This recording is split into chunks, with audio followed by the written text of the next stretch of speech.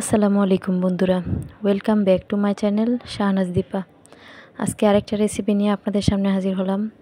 আজকে রান্না করব চিকেন লুডুস সবজি দিয়ে। প্রথমে নিয়ে নিব 2টা লুডুস, তারপর নিয়ে নিব মুরগির মাংস, কিছু সবজি। এখানে নিয়ে নিয়েছি পেঁপে, গাজর আর বরবটি।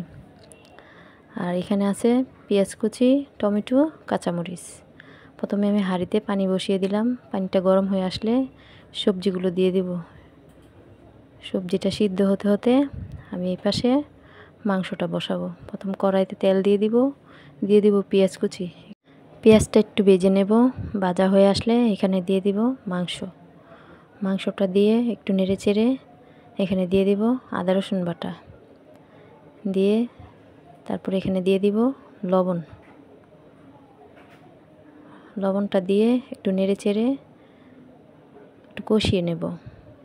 মাংসটা কষিয়ে আসলে এখানে একটু পানি দিয়ে দিব। পানিটা দেওয়ার পর একটু রান্না হবে। তারপর পানিটা শুকিয়ে আসলে একটু নেড়ে নামিয়ে ফেলব। তারপর সবজিটা দেখব সিদ্ধ হয়েছে কিনা। সিদ্ধ হয়ে আসলে এখানে আমি লুডুসটা দিয়ে দিব।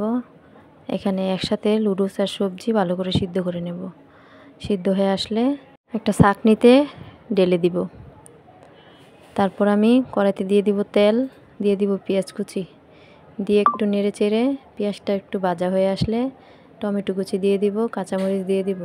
তারপর দিয়ে দিব রান্না করে রাখা মাংসগুলো, দিয়ে একটু নেড়ে চেড়ে এখানে আমি দিয়ে দিব লুডুস আর সবজি সিদ্ধ করে রাখা, দিয়ে একটু ভালো করে নেড়ে চেড়ে এখানে আবার দিয়ে দিব লবণ।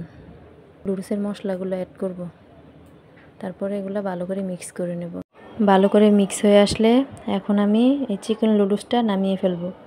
হয়ে গেল আমার মজাদার চিকেন লুডুস। আমার রেসিপিটা যদি আপনাদের কাছে ভালো লাগে এরকম করে রান্না করে খাবেন আর আমার চ্যানেলটা সাবস্ক্রাইব করে যাবেন। আল্লাহ হাফেজ।